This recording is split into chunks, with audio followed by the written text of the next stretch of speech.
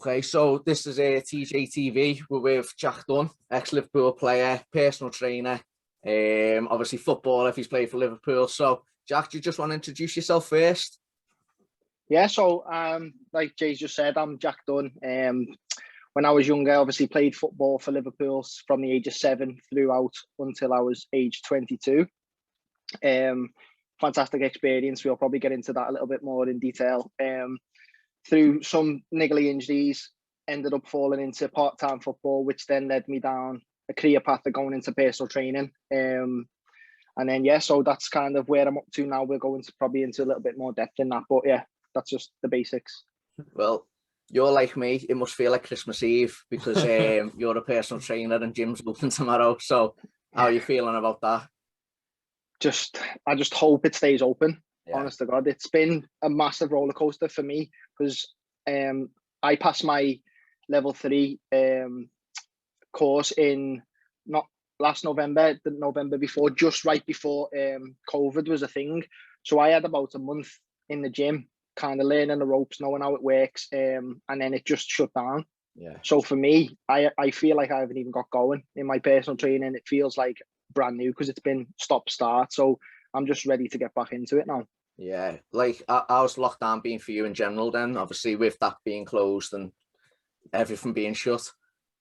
Yeah, it's been mad. It's for me, it's been a double kick in the balls because it's like I said, even though I fell into part-time football, I was still playing football. So I was doing that alongside with my personal training. And then unfortunately, the level that I was playing at was deemed non-elite. So kind of gyms have been closed and football's come to a stop for me. So I've just had both things taken away, and it's just been like, what am I going to do? I don't have a clue what to do. So it's been dead frustrating, to say the least. To be fair.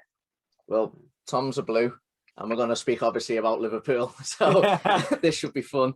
I'll just let you two. Well, I was saying to Tom on the way here that obviously you went to Kensington School as well, and I was in year 6 when you were in year 4, and you played for the year 6 team. And I remember on your debut you scored 4 and had a goal ruled off for offside as well, and just literally ran the show. Like, can you remember like getting into football and stuff?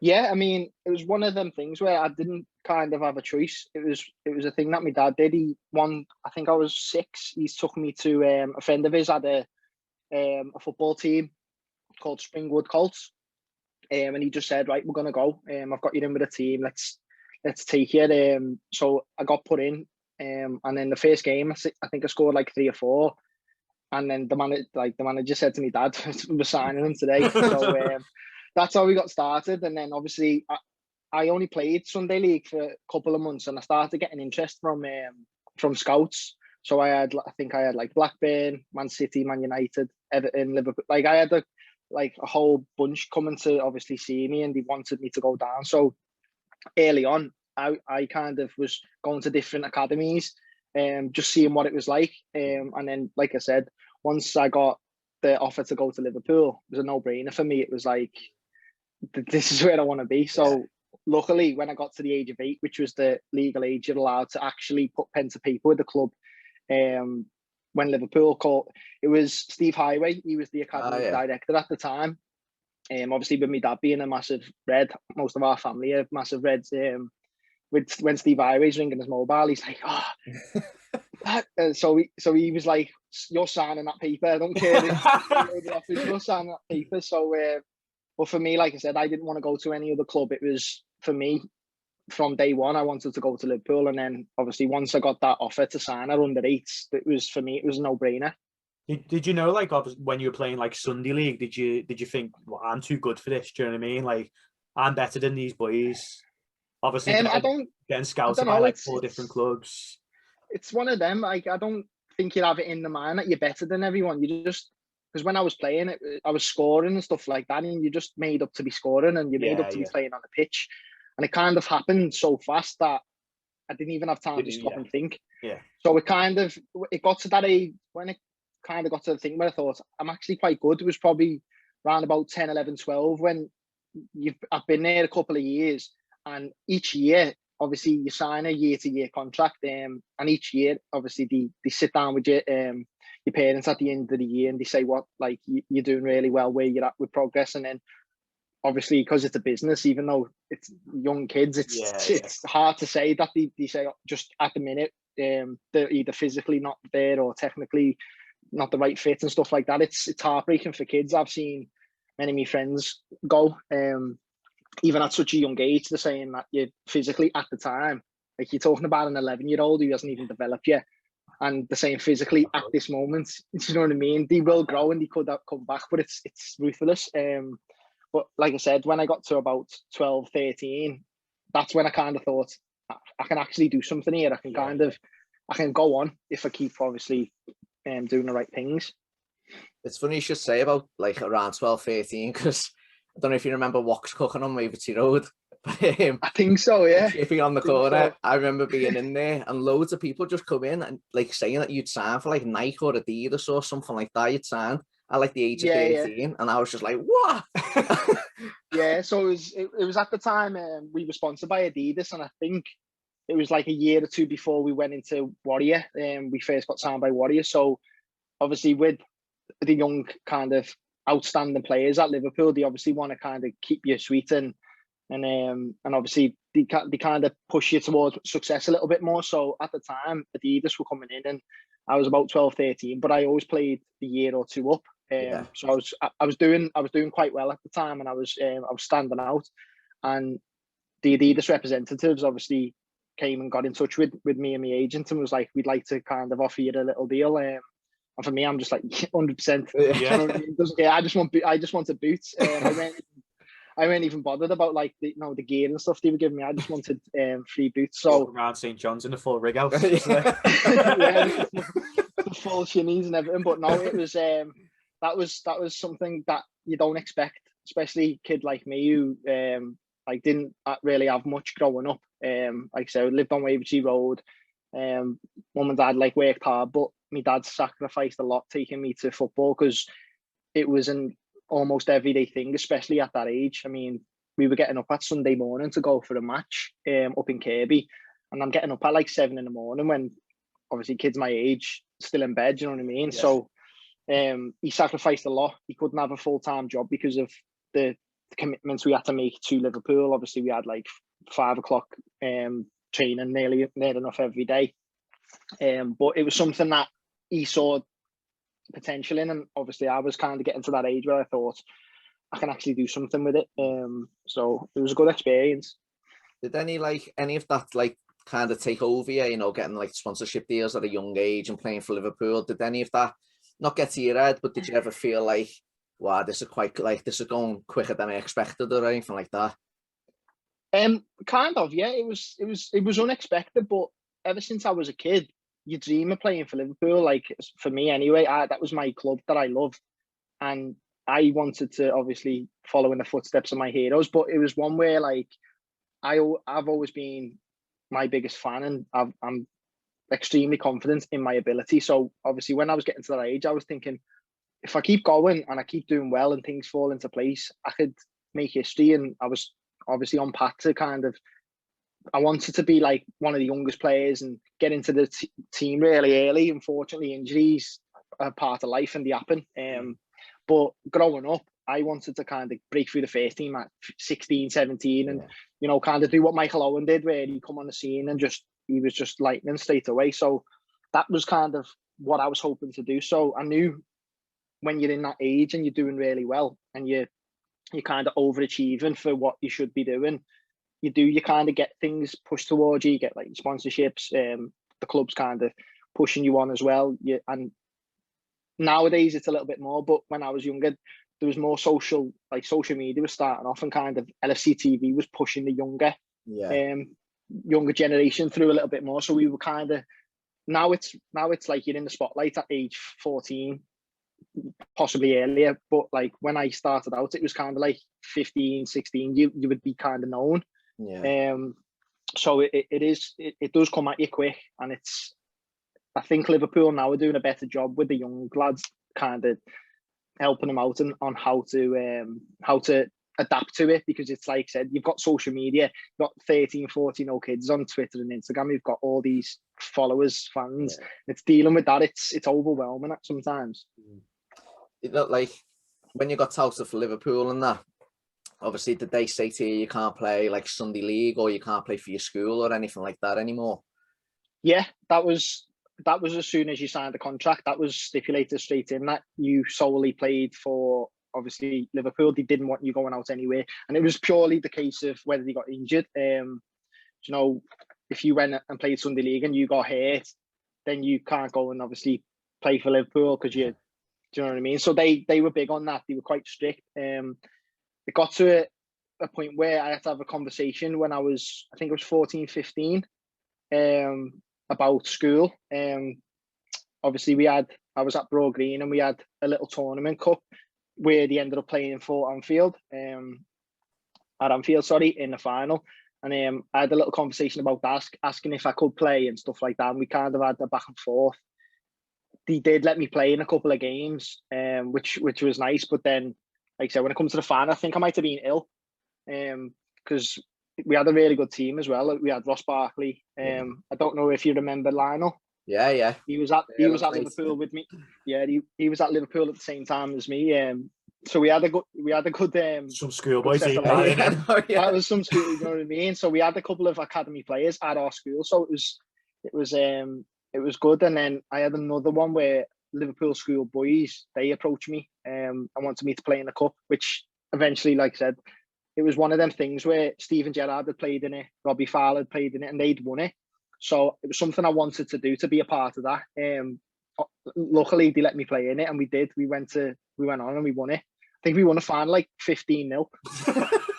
Can't say I'm surprised. Like 15-0. I can't even, I'll have to get I'll have to send you over the actual result. But we, like I said, at the time, the age group, we had lads from Everton, Everton Academy, like Chris Long, stuff like that, and we just had a really good Liverpool schoolboys team. We just absolutely wiped everyone out.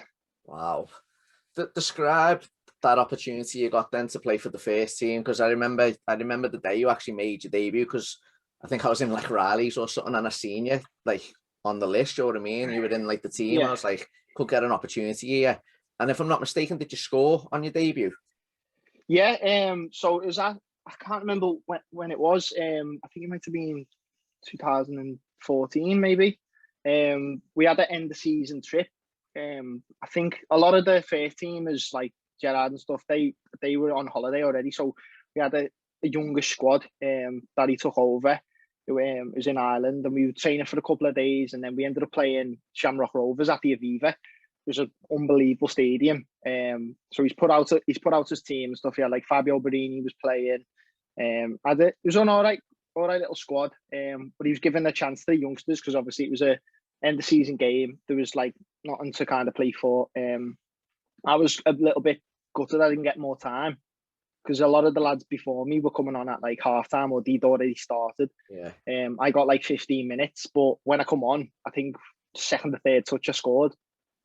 So I was made up just to kind of like, it was kind of me saying, you should have played me longer. Yeah. You know what I mean? I was like, if I'd had that more time on the pitch, you might have been able to see what I've actually got, because it was, I trained quite a lot up at Melwood when Brendan Rodgers was in charge. He was kind of the manager at the time when I was doing really well, who had me up at Melwood. So I was there pretty much every day, training with the first team squad, travelling a little bit, just getting around it. So I was kind of like, okay, this could be the time that I make me impact and stuff. And it just got to a point where I was just picking up injuries at the wrong time. They weren't long-term injuries, they were muscle injuries, and it weren't something that's going to keep me out for, you know, like a year, but it was just the time. And it was like, they come at like Carling Cup games or Carabao Cup games, whereas like if I was fit, I probably would have played, but it was just the times of the injuries that came about, and it was just so frustrating for me,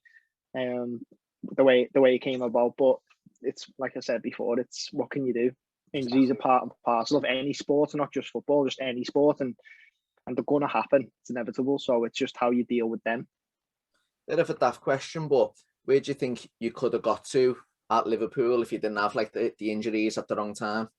I think top. I think I would have broke through. If I was, like I said, thinking in one of those perfect worlds where there's no injuries, I know technically I'm as good as it gets. That's how confident I am. I know I can play. I've done it. I've trained alongside them, and didn't feel out of place at all.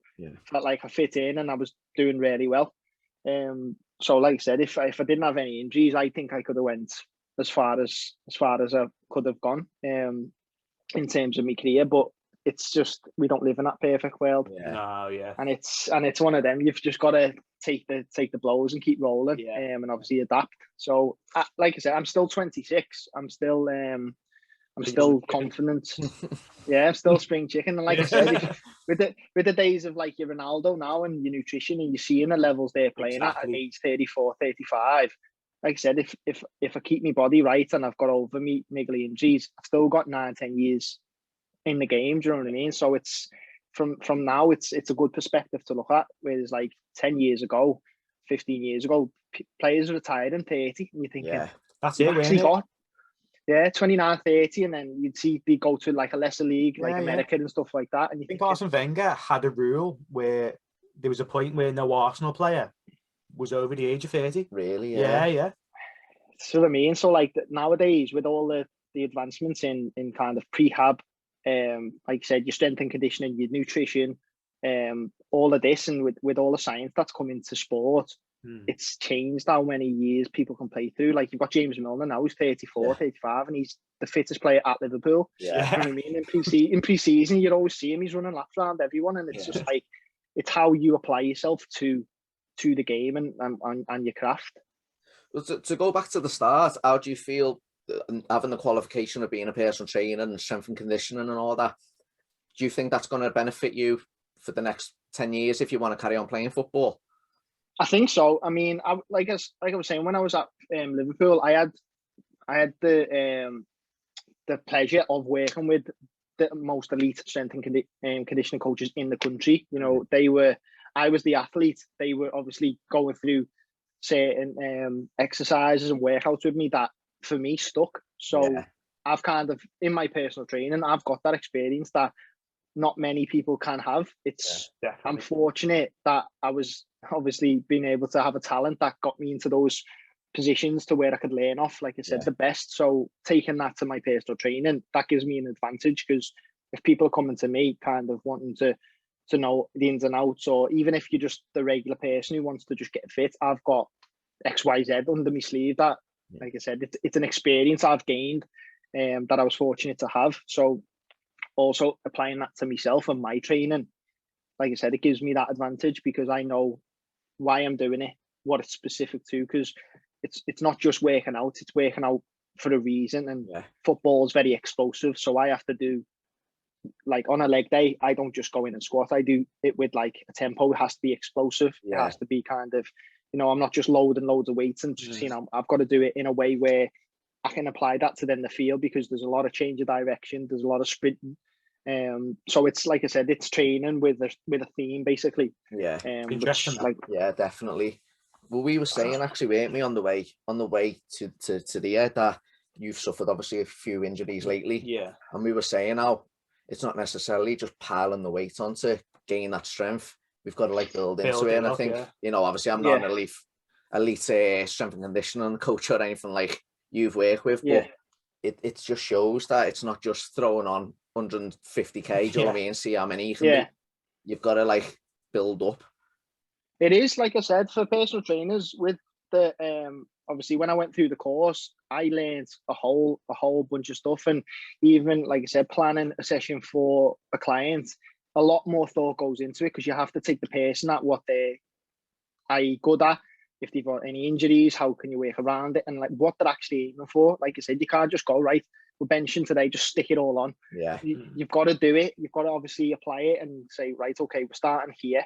We've got to do it with this technique. The reason we're doing it with this technique is to target this muscle more. You know, it's a lot more intricate than kind of what people think. Like, I've spoke to quite a lot of people who kind of go into the gym and they wing it. They go, I don't know what I'm doing. I'll just I'll go over there because I saw someone else do it. I'll try it. I'll copy. They don't do it with any, and they like I said, they don't even know why they're doing it. They don't know what muscles it's targeting. They don't know the correct form, and they're just they're learning through mistakes, and they're going to make more mistakes until they realise, or someone gives them a helping hand and go, right, you need to do it this way because this is what it's going to do. And then you see, it's great to see when you tell someone something and their eyes just widen because they understand, oh, shit, You know what I mean? To go back to the footy again, then when you had your goal for Shamrock Rovers, what did Brendan Rodgers say to you when you come off? Did he say you're going to be the next big thing, or? No, well, it was mad because the academy manager at the time, Alex Inglethorpe, he was over the moon with it because the goal scored was a running behind, and it was with me right foot, and I'm not even messing, all year, like from pre-season, me and him sat down and we went, like, what do you want to work on and stuff like that. So the big thing was finishing with me right foot. And we went through, honest to God, throughout the whole season, after like not every session, but like after sessions when we had, obviously, because you had to take into account, obviously, when we were playing and stuff, you couldn't do finishing the day before the game because you didn't want to overload. But we were doing right foot finishing a lot that season. So it was kind of like he was made up because he'd helped me get to obviously score my first goal with me right foot. Mike John that's what I mean. So he was made up because he's like, I actually know my stuff. So we were just like, fuck. But no, it was, for me as well, it's a good thing about practicing as well and repetition and doing something more than once. Because a big thing what Liverpool are good for is that they'd always give us presentations in terms of kind of to help us out, and the big thing they showed us was a video of Ian Robben, and obviously if you go on his highlights, he scores the exact same goal every time. He cuts in from the right and he puts it in the top corner, but they were showing us clips that they'd managed to get from Bayern Munich, and he's on the right hand side with a couple of mannequins and he does that exact run. So he goes in and out of a few cones, he takes a touch inside, and he puts like a pole or a mannequin on the far side of the goal. He tries to get it in between the post and the mannequin, right in the corner. And you just see that's obviously him putting in practice, and then it comes to a match and he does it. And it's like, that's no fluke. He's practiced that thousands of times. I think it's the Bruce Lee saying, fear not the man who knows 1,000 kicks once, but does the one kick 1,000 times or something. It's that, doing that same thing. So for me, I was practicing with my right foot the entire year. So that goal was made in pre-season. And I scored it at the end of the season. So it just kind of shows, if you apply yourself, it might not happen straight away. But if you prepare yourself, when the time comes, you're going to have that there in the back of your mind, and it's just going to come naturally. So it was a good little thing. I want to go and bang some goals in. That's boss. That is quality. That, like, when you scored it, did you kind of think of that, or was it when he mentioned it to you? Do you know what I mean? Yeah, it was when he mentioned it, because, like I said, because I remember the goal really well. We built up on the right hand side, so I started off on obviously the left hand side of the pitch, and I was just floating along the back side of the defenders offside. Because another big thing was, you don't want to stand in front of defenders because they can see you. So if you play offside, where they're checking their shoulders, they don't know where you are, and at the last second you duck onside it's like, obviously that's another kind of thing you practice, is movements off the ball. So if you stand still in front of the defender, they're just going to go, right, he's there, I don't need to worry about him. So I'll focus on ping on. So I was kind of floating on the shoulders offside, and as the ball was kind of getting up the pitch, I was slowly walking across, and then we got to the edge of the box, and I've dipped in front of him, and the ball's been slid down like the right hand side. So then I've obviously beat the offside and just literally not even thought about it. I've just first time hit it and it's gone near post. So it was like, that was just instinctive. And like I said, the practicing throughout the year, maybe the season before, I probably would have took a touch and tried to cut in and shoot on the left, because I'm predominantly left footed. And like I said, I'm very left footed. So I always do want to kind of get it onto my left foot if I can. But this was like, because I'd practiced so much, there was not even a second thought of I'm going to take a touch. It was like, I'm just going to hit this. And like nowadays, I'm as confident on my right foot as I am my left foot. Yeah. How did you go then from that massive high to obviously getting told that you're no longer playing for the club? Like, how did that come about? Well, I kind of, it got to a point where I kept breaking down. I remember it to this day. It was a little bit unfortunate. I was up at Melwood during an international break, and kind of what the first teamers do when the other first teamers go away with the national teams, the ones who don't obviously get selected, they've got no game to play in. So that kind of week is kind of really intense. So it's like Monday, Tuesday, Wednesday, all high intense, Thursday maybe off, Friday, and you're just doing a really big week. At the time, I think I was 19, 20, and I was up obviously with them, and we'd done a really intense Wednesday session, and I must have covered, I can't remember what I covered, but it was like a lot of high speed, a lot of distance, but I was going to be then playing for the 23s against Chelsea on the Friday. So I had this massive session on Wednesday, got on the coach Thursday, went down to Aldershot, because that's where they play their games, Chelsea 23s, stayed in the hotel, and then Friday we played. So I started, done really well, and literally just before the half, there's been a ball played down the line. So I'm running for it, and as I've stretched out with my right foot, hamstrings popped. Yeah, so like obviously that was me out. Went and got a scan, and I sat down with the physio a couple of days after, and they kind of went through that they didn't receive the data from Melwood, and basically if they'd have found out what I did on the Wednesday, I wouldn't have played on the Friday. Oh, fucking hell. So it was kind of like it was one of them. It was just a mix up and stuff. So I was gutted. So then it's just, I was going through my rehab. It was like 8, 9, 10 weeks. I was coming back into training, and week 1 in, do a sprint, goes again. So got another scan, obviously grade 2 tear in my hamstring, and it was like, oh, fuck's sake. But then what we didn't realise is when we actually looked at the scan in more depth, the tear wasn't just on the muscle, it creeped onto the tendon behind my knee, so at the bottom. And for anybody who doesn't know what that means, it obviously muscle gets a lot more blood, which then makes it heal better. So obviously it heals quicker. So basically what it was doing is the muscle was healing, and I was feeling good, but the tendon hadn't quite fully healed yet, because it doesn't get enough blood, as much blood as the muscle.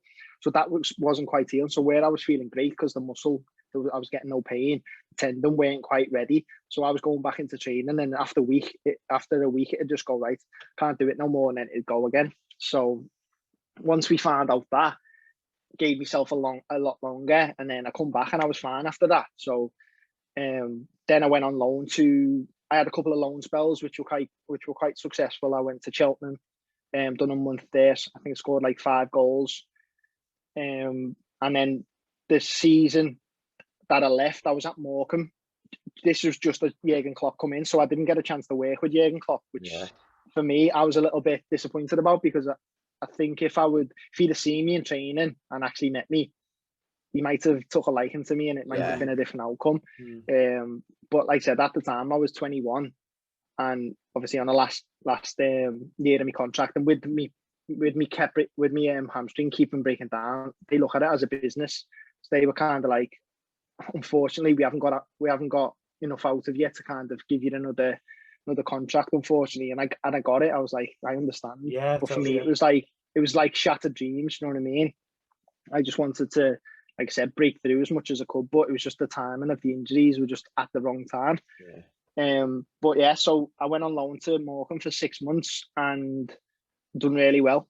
They were a struggling team. I think they finished near bottom, but like the time I was there for the first 6 months, we were top of the league. We'd beat Blackpool, who were the favourites, Portsmouth, doing really well. And then obviously I already knew my contract was coming up to its end, so I was just kind of playing but basically in a shop window, just kind of hoping to get somewhere. And at the end of the season, that's when I signed for Tranmere. Yeah. How did that feel? Because you was there, weren't you, when they got promoted to Tranmere?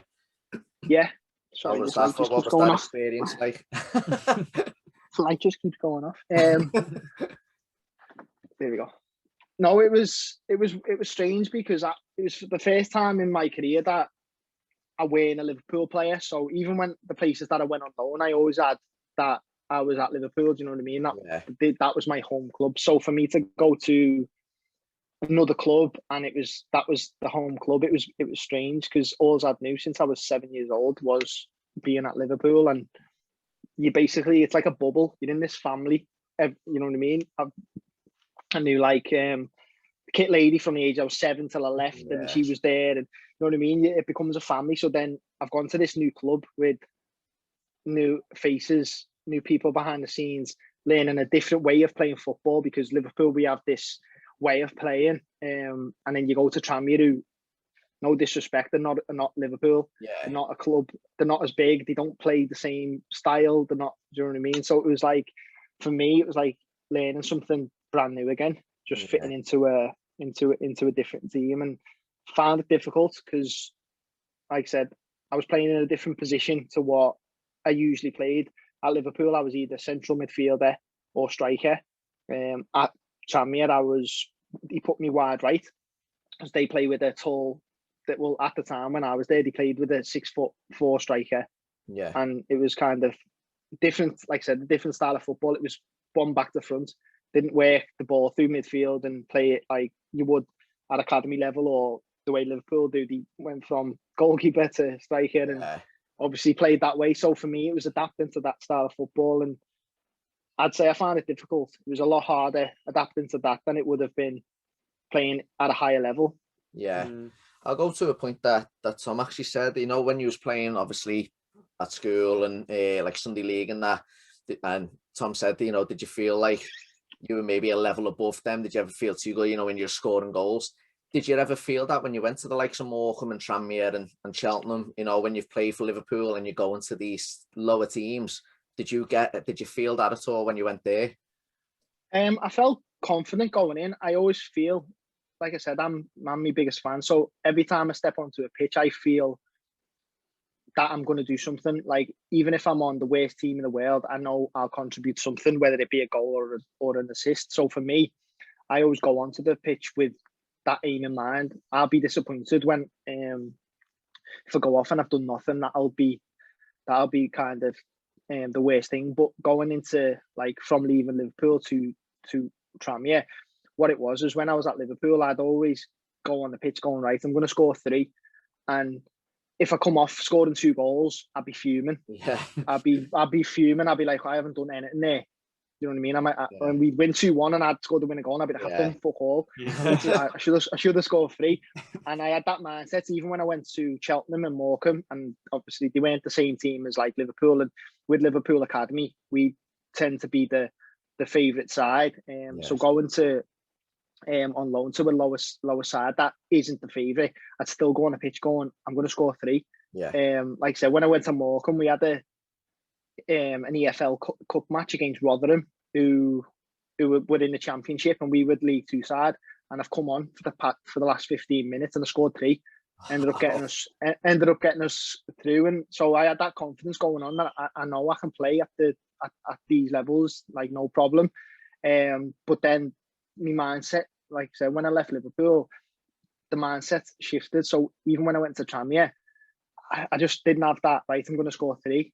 It was like, I don't know, just something in me just changed. And I was like, I just didn't want to give the ball away. I just felt like, I don't even want to give the ball away. I don't even want it. Yeah. So I was like, I kind of went into a shell where I was hiding. So the time I was at Tranmere, I didn't show a true reflection of myself. And I don't know whether, like I said, leaving Liverpool after so many years kind of had a part to play in that. Yeah. It might have been, I don't know, just me coming out of my comfort zone and going to somewhere different. And I knew I didn't have, I'm going back to Liverpool after this. It weren't that. It was like, you're here now, you've got to kind of, and I think the first time it hit me hard, and it was like, it was tough for me to get going, which is probably why come the end of the year, even though we got promoted and stuff, I didn't play that many games, and why they didn't extend the contract. Yeah. I remember about 2 months ago, you put a post out on Twitter, and it was saying that you're not finished yet. You know, was there any clubs, any progress on that? Yeah, well, I had. It was ridiculous, the amount of kind of support I got through it. Like, I didn't expect it to go as big as it did. I was getting like messages off all my friends who were still in the game asking me for my number to pass on to their manager and stuff like that. And then I managed to get an agent. He he messaged me through it, and he just said, "Do you mind if we have a quick chat?" And at the time, I haven't had an agent since Liverpool, because I just, no disrespect to them, some people you just can't trust, and it's like, it's hard because obviously football's a business, but you can't. But it's very personal at the same time. So when I was at Tranmere, I didn't have an agent. So when they said they weren't extending my contract, and I hadn't played any football, I was in that kind of circle where no manager's going to take you because because you haven't played, but you haven't played, so it's hard to get anywhere else. Yeah. So you're not in the shop window. So I was like in this hole of like, I've actually got nothing going for me, because I don't have any managers' numbers. That's what agents kind of do. It's kind of who you know in football. So if they've got the connections, like I said, that's a bridge that you can use. But for me, I didn't know anybody. Like I said, I hadn't played any football that year, so I didn't even have any ammunition to actually call the club and go, right, this is what I've done this season. I didn't have that. So it was kind of, for me, it was difficult. So I managed to obviously get in touch with Paul Carden at Warrington, who were part-time. And he just basically said, listen, I know where you're at. I know you're above the level, but you need to play football, he said, and I'll give you game times, because then at the end of the day, it takes you to get you a move, he said, but you need to be on the pitch to do it. So for me, I was like, I'd never throughout my entire career ever thought about this, the day I'd be playing part-time. It just hadn't crossed my mind. So for me, sitting there with an offer to play part-time, I was like, shit, I don't know what to do, because I don't want to do it. I literally did not want to play part-time. I've always played full-time. It's all I've ever knew. But like I said, I had no other offers on the table at that time. So I ended up taking it and playing for them, which for me, it's been great because it led me down the personal training route, because I had all this disposable time that I was doing nothing with. So I thought, while I'm playing part-time football, which is still keeping me going, I need to do something else because I can't just rely on it. So obviously went down a personal training route. But going back to the Twitter thing, ended up speaking to this agent, and he basically said, like, I'm not going to bullshit you. I don't have X, Y, or Z player in the Premier League. I don't have that yet. He said, I'm still building my kind of agency. Do you know what I mean? He said, I'm just looking for players similar to yourself who just want to get back into full time, who want to get on the pitch and they're still quite hungry. He said, that's where I'm at in my career. And I was like, that's refreshing to hear from someone, because usually agents will go, I've got this player, I've got this player. You know what I mean? And they offer you the world straight away, and you're like, hang on a minute, how? Do you know what I mean? If it's that easy, how? But when you're younger, you might fall for that. So it was, like I said, a breath of fresh air to hear him come out and just be honest and say, I haven't got these players, but I'll work hard for you, and I'll do this and do that. So after about a week, we had that phone call. He managed to get me training at Halifax Town. And Halifax Town in the National League, so they're classed as elite. So that league carried on. So I was like, oh, amazing. So what's happening? He said he wants you to go in and just do a week's training. They've got no game this week, so they're going to have an inset game, and they're going to have a match between themselves. And I thought that's perfect because, like I said, I'm not fit as well because I hadn't been doing anything because football is stopping, the gym stopped. All I was doing was my own running. But it's not the same because, like I said, football is a specific sport, and you could be good at doing distance running, but short and sharp, change direction, high intent. It's so. I was gonna say you're smashing your 5K time from what I've seen on your stories. So yeah, that's what I mean. So I've just been doing that, and I've been doing some small things, but like football specific stuff, it's just totally different. Yeah, like even when you come back from injury and you do all this running to get yourself back from injury, you do well. You go into training the first day, you're fucked. You're like, it's so hard. And then you'll build up a couple of weeks and you'll feel great in training and you'll go into your first match. You'll come on a sub for 20 minutes and you're like that. Because it's just all different things. Like the only way to get match fit is to play football matches. So ended up going in there. I sat down with the manager just before training and was just like, where I'm at, I was just honest with him. I said, I've been doing me running, keeping as fit as I can, but you're not going to see the best of me fitness wise. I mean, technically there'll be no problem, you'll see it, but in terms of like fitness, it'll take me a little bit to get up to speed. And he was like, okay, that's fair enough. So that first week I was on fire. I think I scored in the in-house game, 2 goals. Was doing really well throughout the week, and then he was like, "Would you come back next week? I'd like to just see a little bit more." So I was like, "Okay," because bear in mind it was costing me like 150 quid just to get up there, because I live obviously in Liverpool, and they that's just past Leeds, I think, so it's about an hour and a half. So I was a bit reluctant to go the second week because I'd be paying out of my own pocket. So ended up going anyway, doing really well. And at the end of the second week, I said, like, "Have you got an answer for me?" And he was like, "Yeah, we've had a little chat, me and the assistant manager, and we'd like to get you signed up." So I was like, "Oh, amazing." I thought I didn't expect it, because like I said, it was so late on in the season. It was end of Jan and beginning of Feb.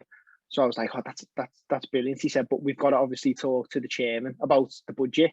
He said, because I don't know how much we've got left, or whether he'll give us anything to put towards it. So I was like, "Okay, just let me know." So a couple of days went past, and then I got a phone call from him, and he just basically broke the news to me. He was like, "Unfortunately, the chairman's not going to give us any more budget until next season now." He said, "So we can't even offer." He said, what I could offer you is laughable." He said, "Do you know what I mean?" Yeah. He said, "Well, it's less than part-time." So I was like, not even enough to cover me petrol. Yeah. And I was like, it's not worth being full-time, going every day to not get at least a little bit of something. So I was a bit disappointed there, because I'd gone in and I'd done really well. But the good thing is, he said, like, keep yourself fit, keep going, and if you've not sorted anything by next start of pre-season, get back in touch. And with players leaving here and stuff like that, and the budget being renewed, we maybe sort something out. So fingers crossed, I've got that there, which will then put me back into full-time football, which is evidently where I want to be. Yeah, definitely. Yeah, back in the shop window. Yeah, exactly. Just back playing football and everyday training, so I'll be back fit.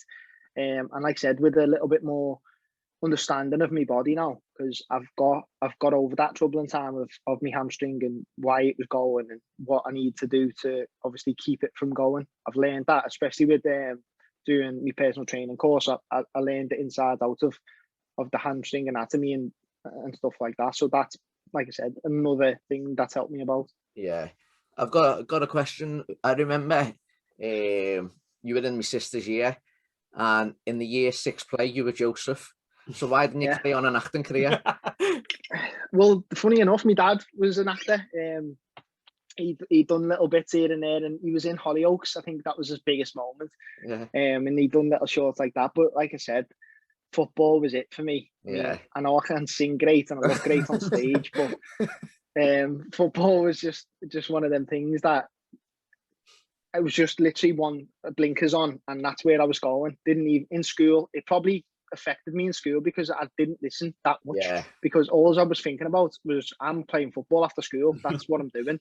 And as much as it's a good thing, it was a bad thing, because like I said, when the GCSEs and stuff came about, I had an option to go with England under 17s to play in the World Cup at the same time. So I don't know if you can work out which one I did.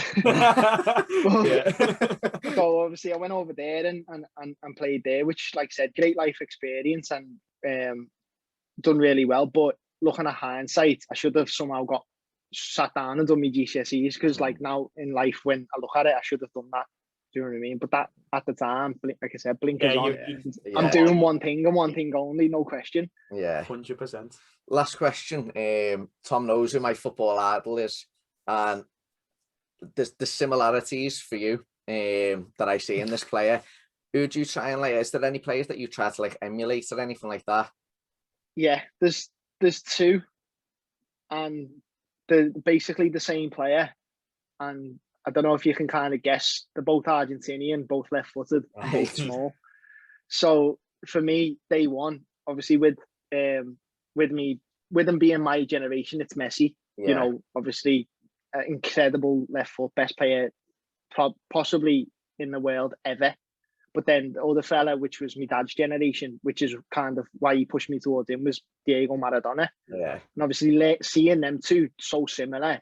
Obviously, you've got your Ronaldo, who's a physical freak, who's, like I said, his work ethic's amazing. He's so good on the ball. But for me, I relate more to Messi because I'm not 6'3". Yeah. I'm not built like him. And obviously I'm left-footed, so you're drawn towards kind of what you relate to. So for me, it was always Lionel Messi and Diego Maradona that I kind of style my game after. You know, with me dribbling, left-footed, that's kind of where I go towards. So. See, mine was Robbie Fowler. There's just something like the left foot, like the way like Joey Barton was saying that he's never seen anyone hit a ball like him. And like if you watch, like obviously if people watch it on YouTube and that, the way you hit a ball is almost like identical to him. Just like strike it perfectly. Well, like I said, being that fortunate to be at Liverpool, I've actually worked with Robbie Fowler quite a few times, which for me, like I said, he's like another great Liverpool great, and just having him come in and just tell you things that'll help you in your position. That's what being in part of, like I said, part of that family is about, being at Liverpool, because I've worked with Robbie Fowler, Michael Owen, Steve McManaman's come in, Steven Gerrard, just being around them, having them talk to you, even if it's not about football, you're learning something, because they're just, everything that they do, you know, you take in like a sponge. So for me, when I was at Liverpool, and like I said, Steve Ioway was the first one. Like when I was 10, 11, he was taking me off doing 1v1s, like how he used to do, because when he was a winger, obviously he'd show me little tricks that he used to do to get past his man, and he'd take me out of like the group training session and kind of work with me when I was younger. So like I said, little experiences like that stick is why, like I said, Liverpool's so big in my life, and such a good experience. And like I said, it wouldn't have changed nothing apart from the injury. If I could go back, like I said, I wouldn't have played in that game, but you don't know that. But apart from that, anything I did, I wouldn't change. Yeah. Well, listen, like, we're really grateful for your time on the podcast. Obviously, I hope you smash the personal training from tomorrow. And hopefully next season you get a contract with Halifax or another team and can get back to doing what you do best as well. Yeah, like I said, that's for me, that's the aim. Still 26, still looking to be full time. And in regards to me personal training, even if I did get full time, it's something I'd still continue, because when you go back to full time, you're in Monday to Friday, but you finish no later than 2 p.m. And all that time I've got afterwards is what I'm going to be putting towards, obviously, me personal training, because that's something that I do know now. That's going to be there later on in life. Like I said, if I keep myself right, I've got, like I said, 9 years of still playing football, and then after that I can still do my personal training. So that's something I've got now, which I'm made up about. And like I said, it's once a door closes, another one opens, and it's just following that and adapting. So, but thanks for having me anyway, lads. It's been enjoyable. Future, mate. Good to see you back at the top.